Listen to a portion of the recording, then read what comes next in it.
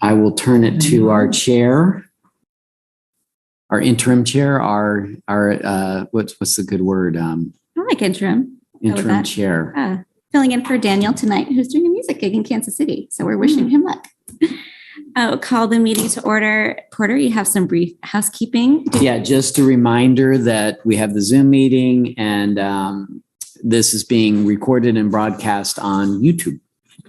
Just for everybody's awareness, this is public. That's it.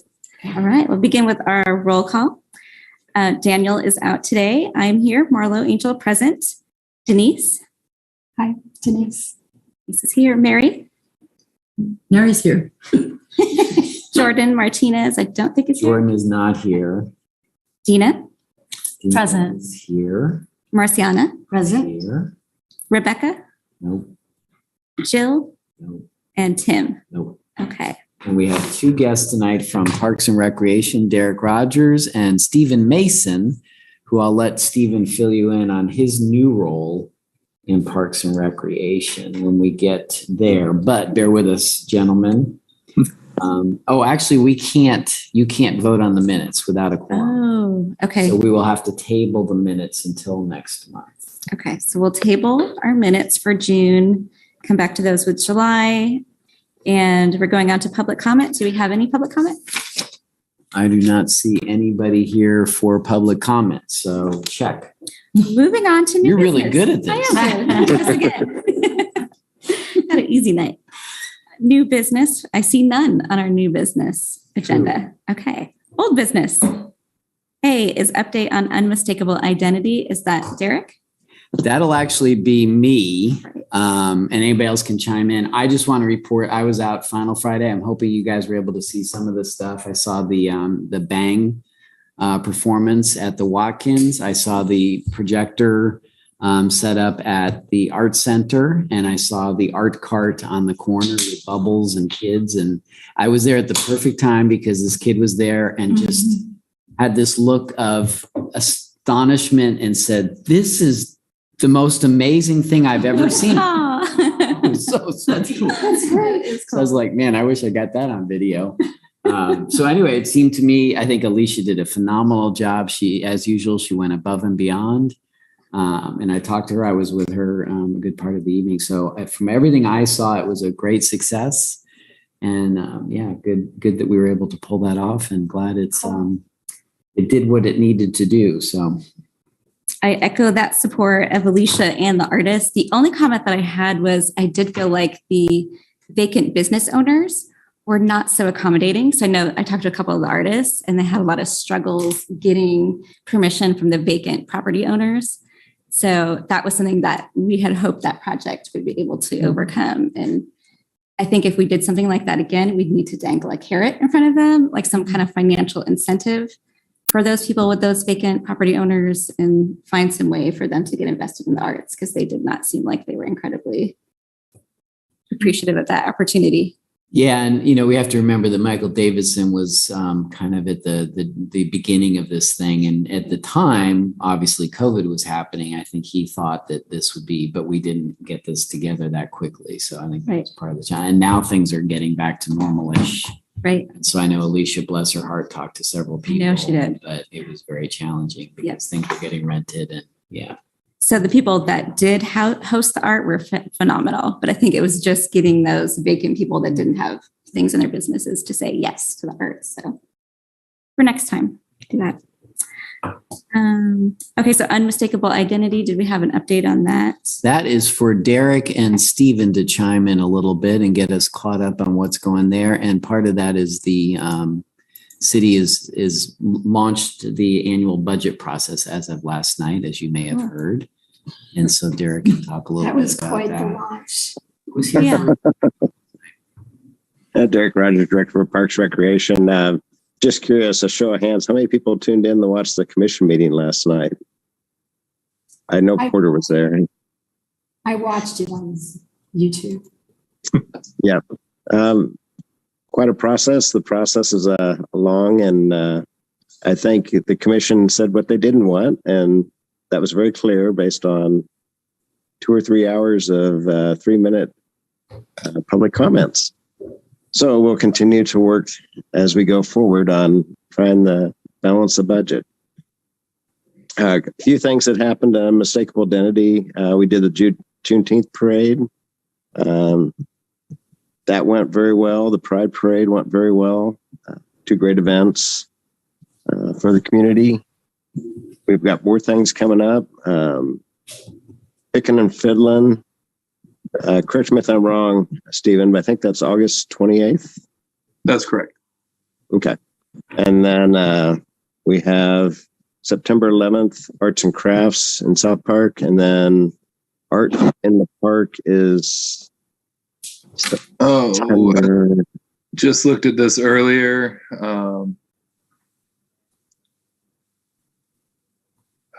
It's towards the end of September. Yeah. So we've got some exciting things going on in the community, which is fantastic. I did want to give you an update on this. I believe will be Porter's last lay as the Cultural Arts Commission. Roger Steinbrock and Stephen Mason. Stephen just started in the Communications and Events Division, and we have a new person starting. Abby Bush Wilder, she starts on Monday. Her background is she's coming from Harrisburg, Virginia, and she's currently a marketing coordinator with Endless Horizons. Lots of things going on. But Porter, do you have questions? And I can update on the TGT if you would like. Yeah, go. I mean, I know that we'll have a transitional time. Because Roger's been out this week, I haven't obviously been able to catch up with him. I actually talked to Stephen earlier today. So we're in the process of making the transition over to Stephen, Roger, and Abby effectively in some way, shape, and that's to be determined. Can we meet Stephen and find out where he's from and what he's done? Sure. Tell us about yourself, Stephen. Absolutely. My name is Stephen Mason, and like Derek said, I've just moved over into the marketing division here with Parks and Recreation. I have been with the department for about 8 years at this point. Full time, I worked as an intern and part time for a little while as well. Looking forward to being in this marketing and events coordinator role. I'm here from, I grew up here in Lawrence, left for a little bit for school down at Emporia State, and came back here. I've been with the department for a while, and was initially drawn to variety in Parks and Rec, which is what makes it kind of fun for us. And so in my previous role, I did get to supervise the Carnegie and both the Depot facilities as well. So I've always gotten to mix in a little bit outside of the sports realm and kind of that day-to-day that a lot of the department does. So I'm looking forward to continuing that community work and seeing some of the other facets of Lawrence. So looking forward to this role and seeing where we can take it. So that's great, Stephen. But Derek, does Amy have any arts background? Abby. Still on that. Yeah. I can't give you an update on Abby. I know she's moving back and I haven't talked to her. Roger's been out for about the last week and a half. Some unexpected, just under the weather stuff that keeps going around, and it seems like everybody's got it. Went to the Parks and Rec Advisory Board Monday night, and we had 2 people just back in, just getting over COVID. So I did go see Hello Dolly with my wife on Sunday, the last day of the show. Good. Perks for you. and I didn't, unfortunately, I didn't make it on July 5th or 6th to see the special pops of the Shrek. I did want to see it. I just didn't make it. Well, we've got Shrek this weekend, but we are, and that's the special ed stuff. That's the Gotcha. special needs. And I got to say, we are totally sold out. Wow. That show is selling better than Dolly did. Wow. You advertised it well, because I I really wanted to see that one because that's what I really enjoy most is watching the kids. Yeah, So. they're just, I got to see a rehearsal this week and they're just wonderful. They're so good. I mean, when you think of where they're coming from. So Porter, is this correct that this is your last meeting as liaison? I know we're working that direction. I hadn't heard that definitively, but I think this may be this or August may be. We'll see which one, how that works out. Because my heart just dropped, and I feel like we need a special event to You recognize need to your come back. service. Yes, we won't let you go this way. At least you need to be next month. What is going on? So we're shifting our whole Oh, right. being to our Priorities. strategic Right. plan. Okay. Derek oversees the unmistakable identity outcome area of the strategic plan. Okay. So I've been working closely with Derek on that.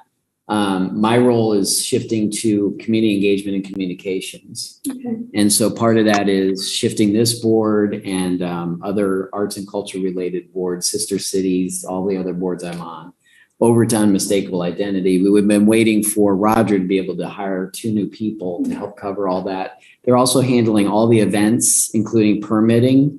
That's what Stephen and I were meeting on before. We're really trying to make that a more seamless process to make it easier so people can hold events and the city knows how to work with them on that. And, there's a lot of transition occurring. What I would say as far as a board perspective, Mary, I completely respect and appreciate your concerns about. And they will continue. And, for better or for worse, I wasn't able to serve in the full capacity that I was hired under. Obviously, I've been pulled in a lot of directions. Of course. I think a key thing to think about is this is an advisory board to this board. And so you all have very distinct artistic background, skills, understanding. How do you want to direct staff to advise these guys on what you should do? We have existing programs, which is unique. Those are all budgeted and will be budgeted for next year. So I think it's a new way of being, but I also really believe it's a good way to be. And it's not like I'm leaving. I'm still here. I've promised Roger, Derek, and Stephen and Abby that I'm here to help and want to make these transitions in the best possible way. And so like the community arts grants, I'm waiting for Abby to be here so we can have that conversation and implement that program so that she can have the baton passed. If it's Abby, I'm not sure how that's going to work out yet. So programmatically, those are the things we're going to focus on. I think I feel confident that that team could totally handle the administrative part of doing the board meeting organization of us. But my worry is just that you do such a fabulous job of public art knowledge. And there's so many details with murals, public art installation, reaching artists that would be beyond my scope here as a volunteer advisory board member. So I worry about that knowledge gap, and how that will affect our programming. Good point. Well, we have policies in place. And again, I'm not leaving. Unless I win the lottery, I will warn you. Anything over $1 million, I probably will leave. But until that happens, so I think it's an exciting time and I think good things can happen. And I think other things will be occurring over time as we transition into the strategic plan, even possibly, how boards function and are made up and all that. Part of that, who's barking?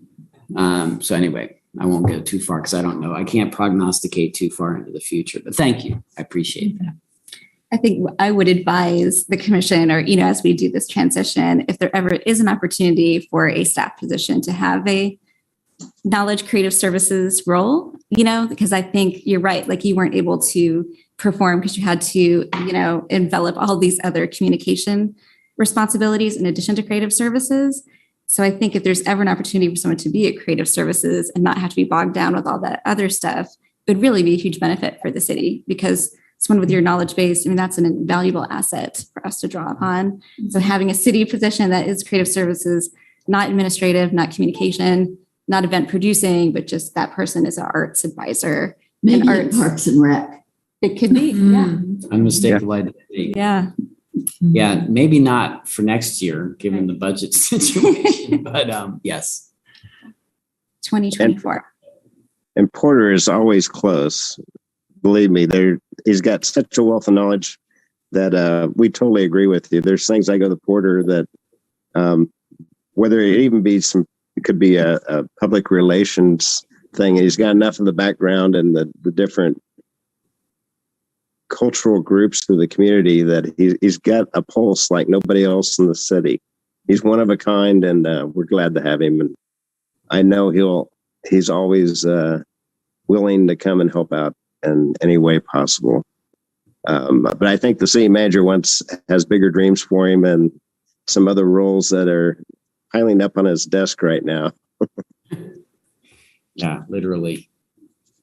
So Derek, I just conveyed that the budget will remain flat for the Art Commission with existing programs. So that's $20,000 for the outdoor downtown sculpture exhibition. And the good news is we'll have money next year.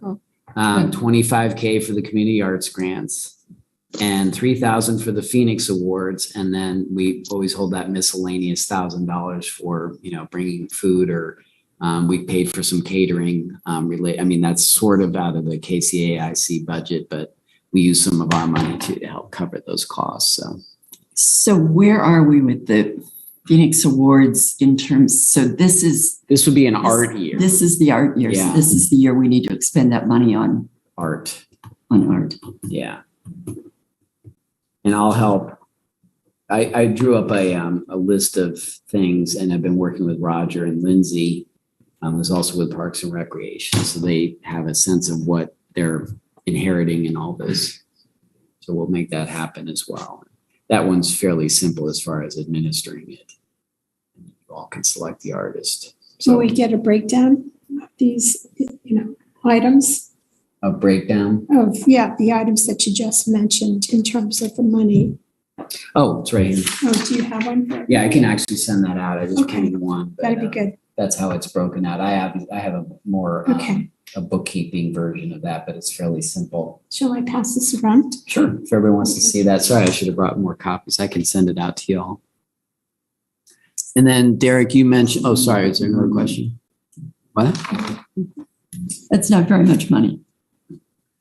Well, that's another conversation. I think with unmistakable identity, I think there's opportunities to talk about that. So I keep hearing that, but I don't see any money. TGT, you were going to talk about that, Derek?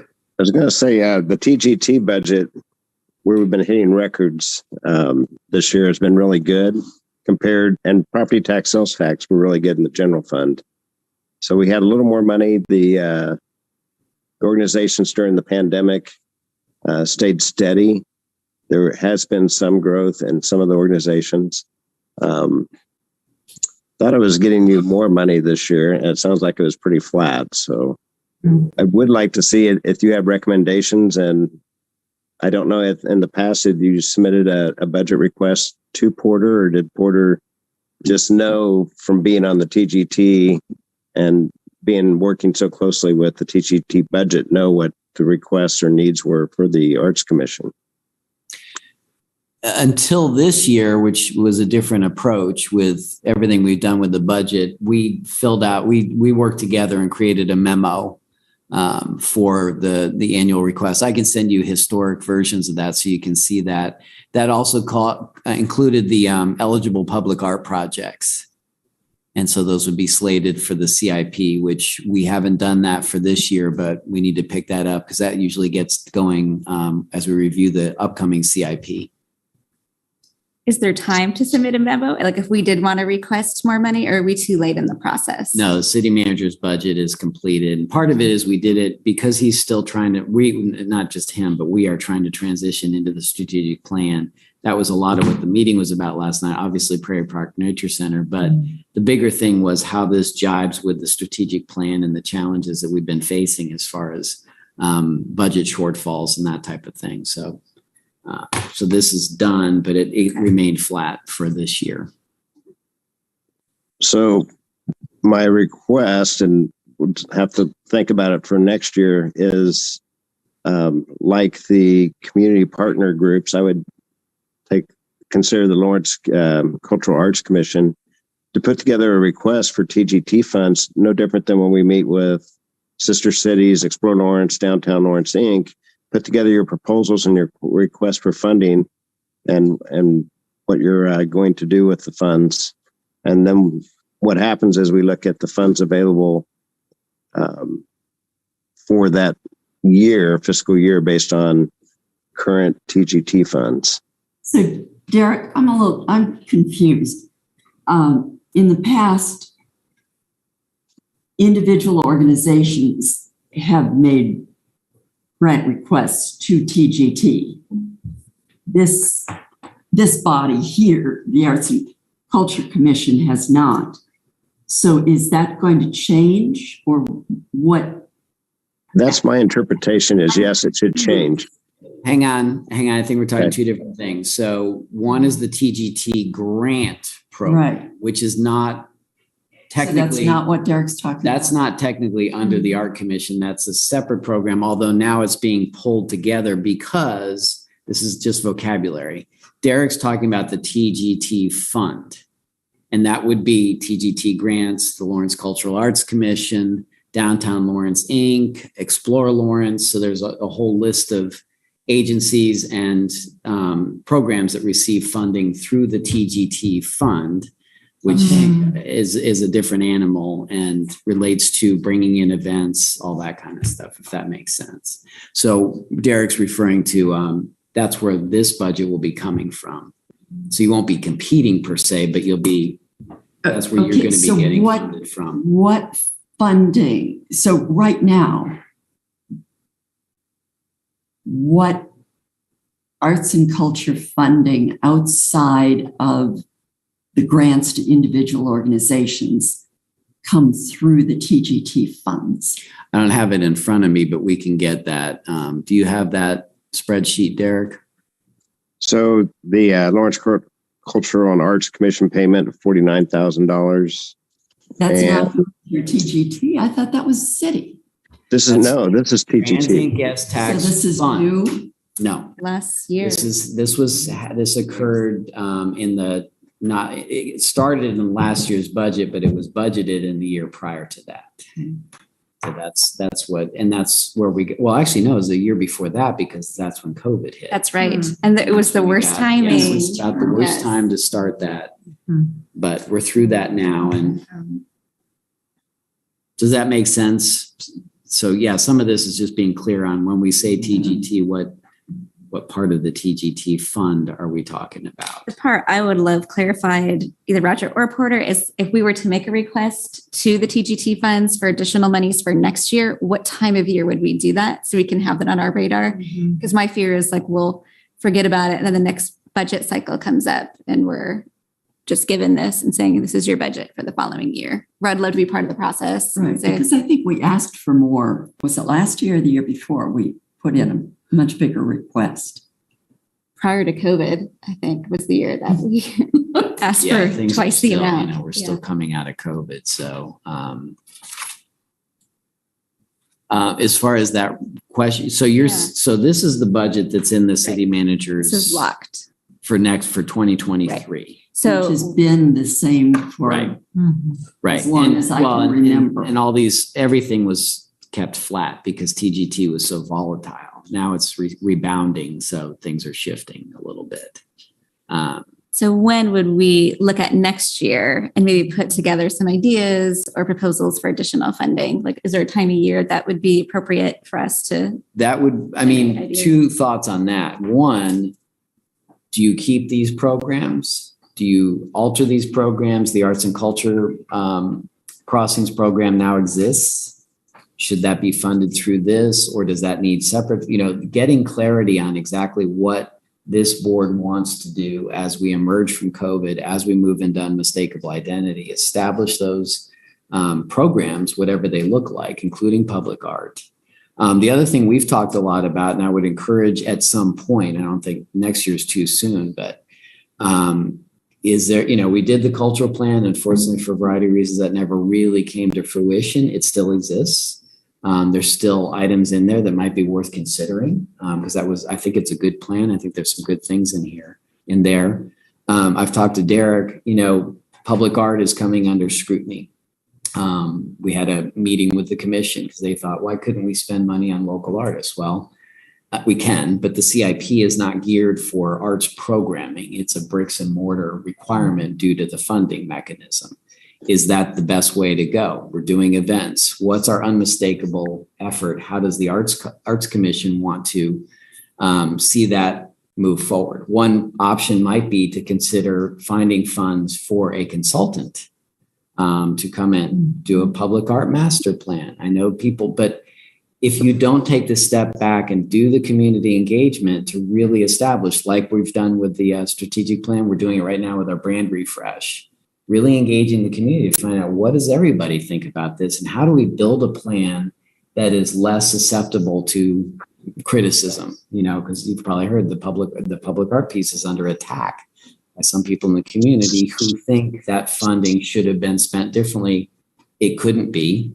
But that's the kind of stuff that we're up against. So I think doing some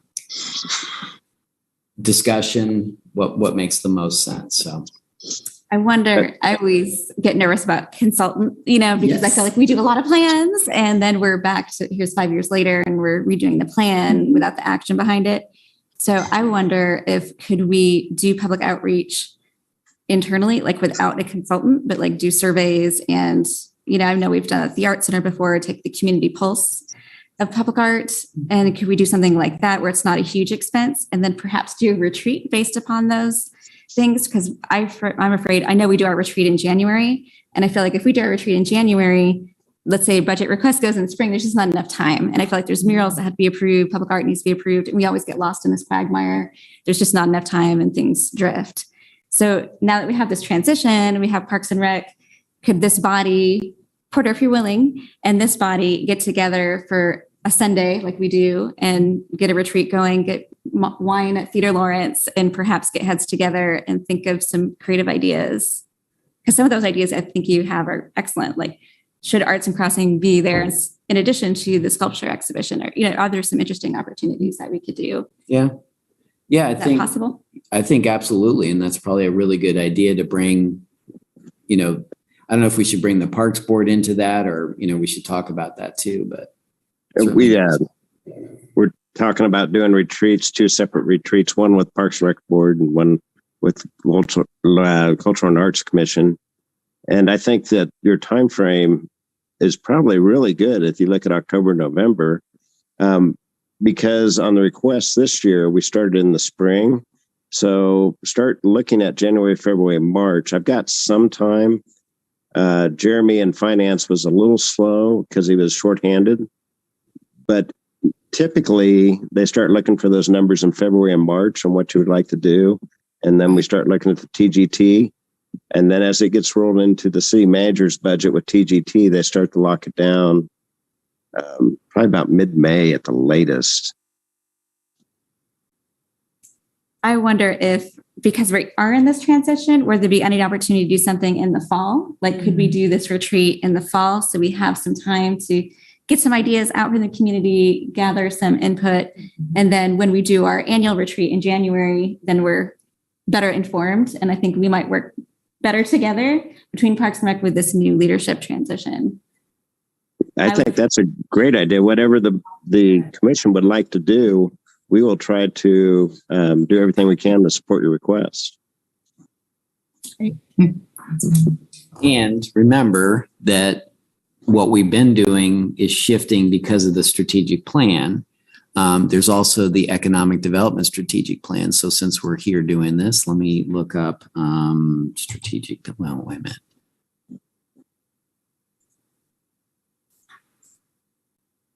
So while Porter is doing that, I wonder if at our August meeting, could we all get our calendars together and then perhaps we could set a date for a fall retreat at that time? That's a great plan.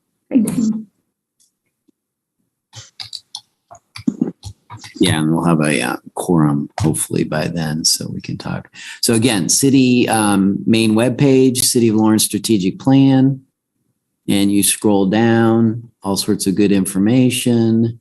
The outcome areas, you go to unmistakable identity.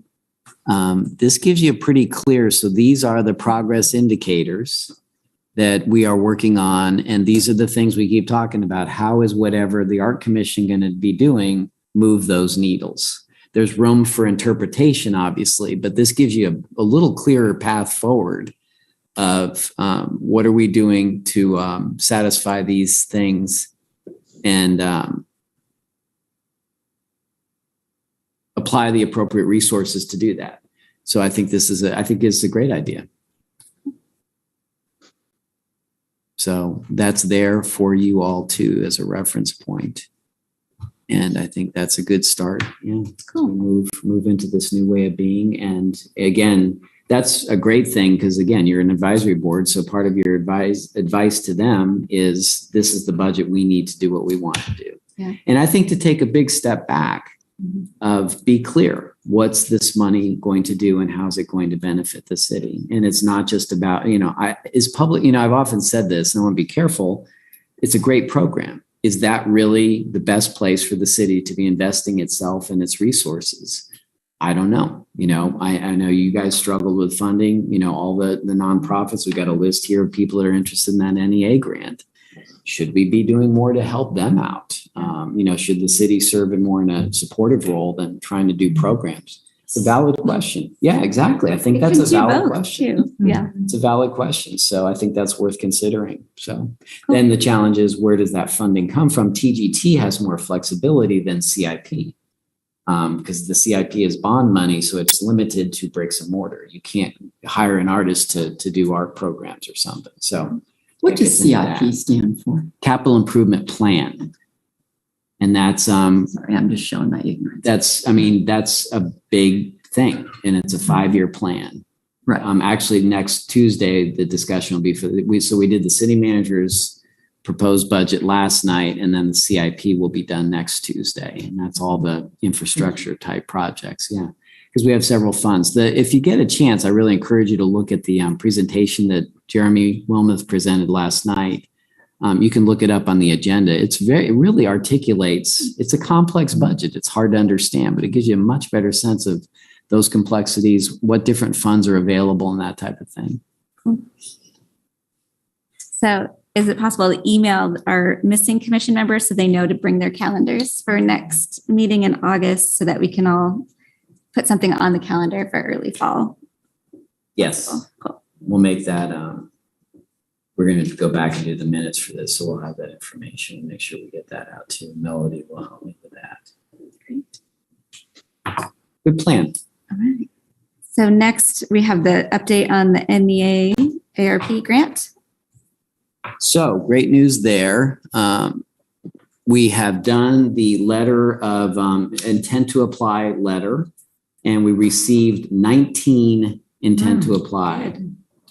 Which was really helpful to get a sense of who's out there. I had to call a few people who hadn't heard about it, but they got in too. So I won't say this is absolutely comprehensive, but I think it's a pretty good list, and it gives us a good sense of how many people will apply. With this information, we met for a long time with my good friend Sarah in Columbia, because they've been doing granting more than we have. And they just finished implementing their programs. Her recommendation, and which makes sense, we have $150,000. We're thinking we're going to put a $10,000 cap on grants. So that way everybody should be able to receive some kind of funding, and we'll have enough for everybody. It'll be challenging for some of them if they all come in. Based on this, they all have checked the box that says that they are eligible. So from what we understand, they are. That still is to be determined per the NEA requirements, but we'll have to go through that as well. So our next step is we're in the process of doing the online application form according to the NEA requirements, which are just insane. But it's happening. We got it together. We got great advice from other people. Melody has done just a stellar job. I mean, I'm so appreciative, and she's put so much time into this. But she's done a fabulous job. And so I think we're good to go. I think the application should be ready this week, and then we're going to launch July 18th. So I'll be ready to go. And everything is here. So all the background information is here. People did the intent to apply form. Here's the general guidelines. We have the application timeline right here. So July 18 is the application period through August 22nd. So hopefully that's enough time for everybody to get that in. And we're shooting for September 16th for the announcements of grant awards, which would be one of your meetings. So that will be coming up. You guys will be reviewing that. And if we have to change any dates, we can, but we're just really trying to I think get this this came out. out really nice. It does. Because I went through it and there's so much information concerning the grant. So Yeah. this was really nice and streamlined. Again, Melody gets so much credit for really working. She's been part of a national cohort. Mhm. I can't tell you how many other groups have been just like we have. This has really been challenging. And I feel better every time I talk to others, like they're having the same problems we are. That's good. So anyway, yes, I think it's been really good. And we feel pretty confident that this is everything that everybody would need to know. This is the fun one because it goes on and on and on. It was really fun going through that initially when I saw. I mean, this. most of it is probably not pertinent to No. everybody, but But it's required. exactly. So, yeah, we just want to be, and we are ultimately accountable Mhm. for these grants, and we have money in the budget. So there's $150,000 of city money set aside that will then fund this. And then we get reimbursed from the NEA. Even that became a process. How does this work? So it's been a huge learning curve, but I'm thrilled to tell you that it's happening. And as I said, we got an extension. So this goes through June of next year. So people can apply for any period of time within that time frame. And my guess would be is you all, this is fairly simple for you guys to say, okay, we just take this period of time and all these eligible expenses. We have receipts. We have proof that all this got paid. And this will match our $10,000. And so it's fairly straightforward, I hope, for any group that's Compared to the SVOG, it's got to be. Yeah, never simple, but easier. So Is it a tiered structure or is it all organizations will be eligible for $10,000 or how is the Yeah. format for the funding? up to $10,000. So they request, so they might put, each organization would put Right. up in it. So I would assume. I would everybody imagine do that. everybody would request $10,000. Then there are criteria from the NEA related to quality of arts programming, that kind of thing. So that would be where some of those decisions would have to be made, like the TGT grant. People are going to ask for the maximum amount, but we may have to go back and say, okay, we have $150,000. We got $200,000 of ask. Right. How do we make that determination? And it may be the size of the program or, Theater Lawrence has been around a couple of years, so they have a pretty good track record versus somebody else who may not have that strength of track record. For an example, not picking on Mary. Does that go to this committee or how does that? The plan is that you guys are We the would- committee. okay. So just like we do with the community arts grants, you guys will get this information, you'll get the applications, and then make the final decision at our commission meeting. Cool. Yeah. Well, kudos to you and Yeah. Melody. This is, you're right, Denise. It looks It's amazing. for a city website. Yeah. It's so clear. It's Good. level Yeah, Thank clear. you. Yes. That's Kevin. It's Very- really nice. Kevin is really great. And yeah, we wanted to keep Yeah. it really simple and easy to navigate. And so thank you. Appreciate it. I'm glad we got here. This was Yeah. not an easy road. Can we take a peek at the applicants? Sure. Yeah, I just printed it and I can send this around. Okay. But this is the list. And this is so wonderful. I mean, it's $150,000 for our city, for our community arts organizations. And we're like the only organization in the whole state that got this sub award, or the Yeah. only city to get Yeah. the sub award for organizations. So Yes. it's awesome. Yeah, it really is. And yeah, like I said, now that we've got it underway, I feel really good about it and glad that it happened. It's a really good group too. Yes. Yeah. Yeah, it's kind of nice to see There's some diversity. Yeah. who's there. And so, And that's really good. I think diversity is really important. yes, and that's NEA actually called that out. Make sure you get to those folks that maybe don't always have access to that kind of funding. So next I see update on public art at police headquarters. Yes. How come the Art Center's on it twice? You don't know. I'm sorry, what did you say, Mary? Center Inc. Where's the other? Oh. You asked them how the art center is on there twice. I said the Art Center's on here twice, so maybe it's on. Aha.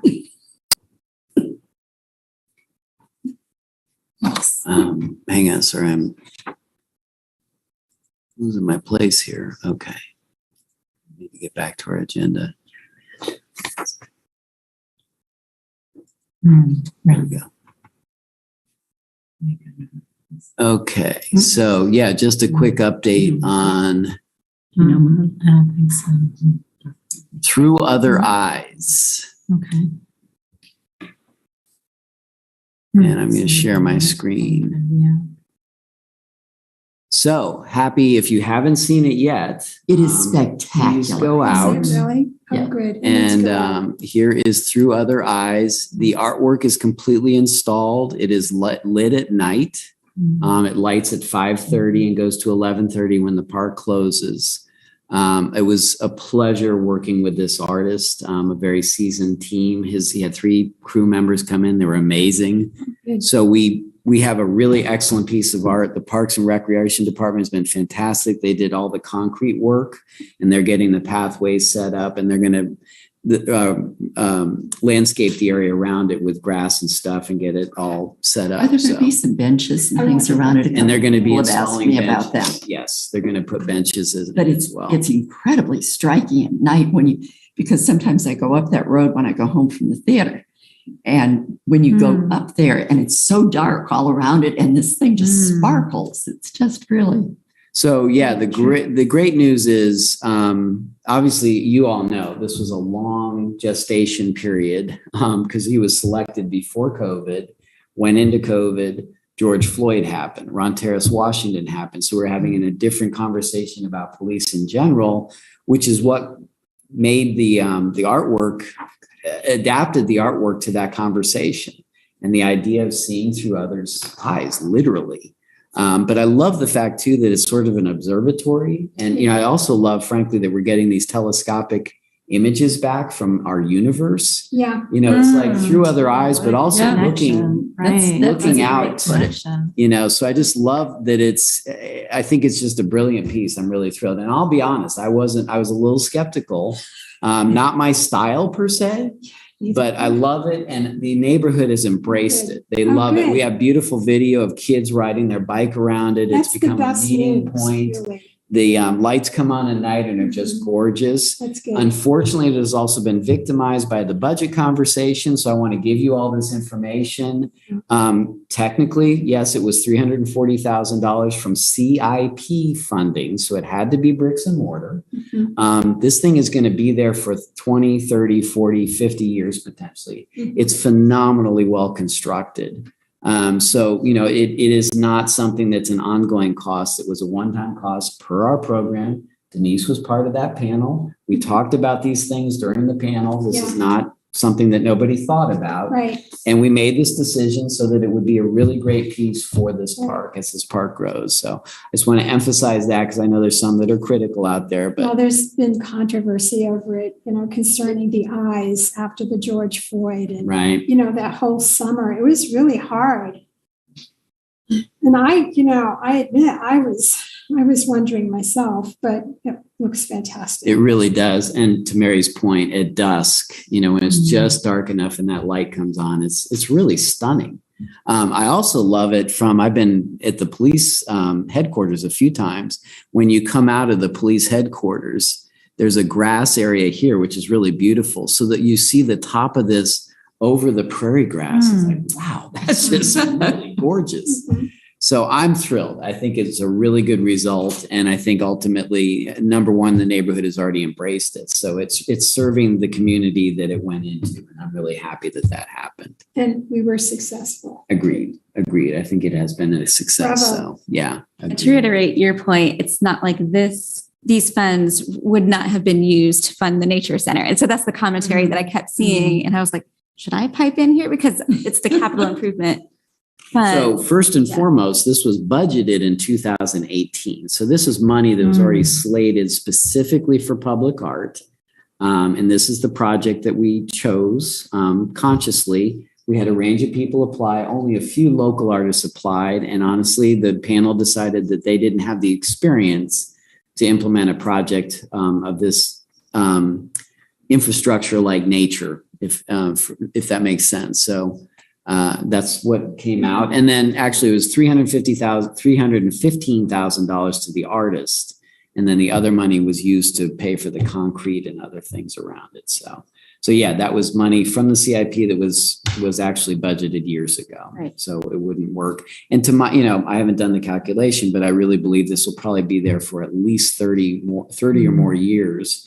So if you start dividing up how much did we spend and how long does this last, it's a little bit different perspective. And it really doesn't make any difference what you put up. There are going to be people who will object. Sure. And I honor anybody's opinion, and I just hope it's a People have different well-informed opinions and different Right. views of art. And I get frustrated when people use it as a scapegoat without really understanding the history of it. So And I think the Percent for Art program, I know it could be up for discussion, but I think there is something poignant about having public art in institutional buildings.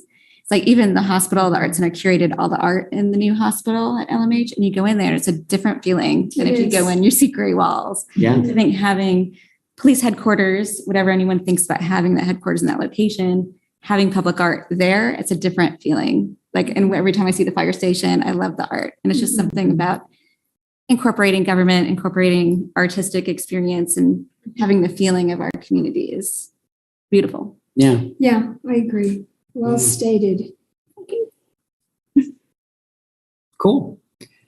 I think that covers everything on tonight's agenda. The only thing I would love to squeeze in is, do we have any update on community art grants for this year? So yeah, that's my plan is now that Abby's coming on board next week I wanted to bring Stephen, Abby, and Roger into that process so that we can pass that over to them and they understand how we've been implementing it. So I put the pause up button on a little bit. The money's there. Okay. And I feel very now I can honestly say the money's there. Right. There's no that question. is for what period? For this, it'll be for this year. So we got to move fairly quick. So it would have to be spent by December. Is that correct? It will have to be contracted and encumbered, if you will. It can be spent. That would be the ideal. But I think that's what we'll have to do is get it set up so that people can get the money for the event. I'll have to double check, and could it be something that a program in 2023 but funded with this? I'll have to check on that. Let me check. Because I just don't want us to miss out on that. Right. Because that's been, Right, we've because missed out. this whole thing just gets spun out Right. longer and longer. So. Yeah, we're still trying to, catch up from COVID stuff and getting the TGT fund back up to full. So the community arts grants would be through that. So what about the TGT grants? Will there be a call for TGT grants? And that's something else I need to work with Derek and his team on is so that we have the TGT grant board. And yeah, I know we need to get that rolling as well. And I think you're still the liaison. Didn't you agree to do that? No, I think Denise Oh, is. Denise agreed. That's right. Thank you. Yeah. So yeah, again, trying to get all this set up. One thing we've run into is we've had trouble hiring, very honestly. The great resignation has had an effect on us too, and it's been very difficult getting people. So a lot of our recruitments have taken much longer than we had hoped. So that's been part of this challenge, but we will also be implementing that, and I'll work with these guys to get that set up as well. So those Porter, can we go over the TGT grant funding would be decided this year, but would be then for 2023. Right? Because we have the TGT grant program happening Because this year. we've gotten nothing out of TGT this year. What? We did do the cycle this year. We had a cycle. We didn't do community arts grants yet. We haven't done community arts grants. TGT. We Yeah. did. Yeah. Well, we got Yeah, you Free did State it Festival. last year, and then the events we have, remember, every event got funded. Remember? Yeah. That's been a nightmare for us. It all blurs together, the pandemic. It's all. I know, exactly. So we're good. I think we're getting back on steady footing and getting our sea legs back after so much craziness. Sorry, Derek, what were you going to say? Porter, I was talking to the mayor today about the board a little bit, and so I was trying to get a hold of you earlier today, but can you go through the timeline of when the board meets for selection of projects? Is that August? Then they meet 3 times a year. Is that correct? Well, there's not any, it kind of depends. So number one would be to just get the board together to review the guidelines and make sure that that's agreeable. If there's no major change in the guidelines, then you just start going through the actual grant process. I'll have to go back and look at my calendar, but I think basically it's really pretty much late August through December that the review and decision-making process occurs. And then people can get their grants after January 1. Does that make sense? Yeah. Okay. And then the composition of the TGT board members. I said, does one or two have to be a hotelier on the? That's in the if you go to iCompass, hang on, I'll do it with you.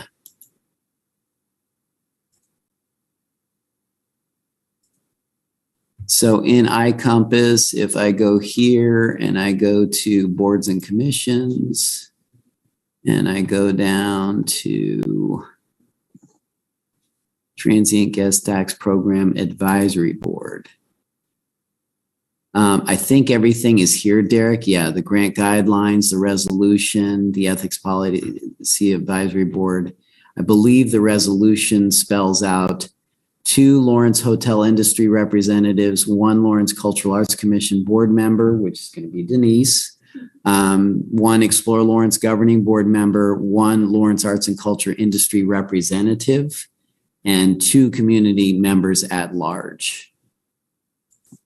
And then if you scroll down here, right now we have Brendan Allen, Peter Bobkowski, Katie Tigran, me, and then I guess, we need to fill, because all these, well, actually Denise will be here. This is the Cultural Arts Commission slot.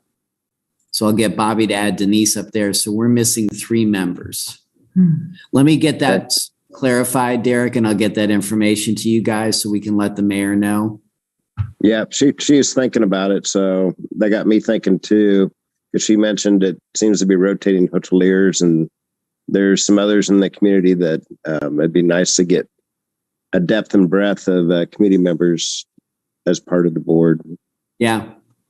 Yeah, let me check and see which slots need to be filled, and I'll talk to Bobby about that and make sure she conveys that to the mayor so we can determine. So if you know of anybody that might be interested, have them apply on the city's page, and that they can do that here on iCompass as well. I think if you go back to the board, it's here somewhere. Hang on. Is there some information that actually explains what the role is of somebody on that board? I think they have to go through the bylaws just to understand sort of the mechanics of what it is. But as Mary can describe, basically it's to Derek's point, I think ultimately it's about 5 meetings altogether. Oh, I don't think there are even that many. Maybe not, depending on how much they want to work on the guidelines. But yeah, only a few review. The biggest one is that we do a one large meeting where all the grant applicants can come in and do sort of a 3-minute presentation above and beyond their thing. So that's probably the most commanding of time. But we've actually we did that in about half a day, I think. Oh, yeah, it was only a couple hours. Yeah, it's pretty efficient. So yeah. 3 minutes is enough. Yeah. Let me get an outline together to get everybody up to speed on that. Thanks for asking. So I suppose since we don't have a quorum, we don't have to vote to adjourn. You don't. You never have to vote. All you have to do is You leave. Just vote to adjourn. Hey guys, thank you. Thank you. Or maybe Bye. Bye, everyone. See y'all. Bye.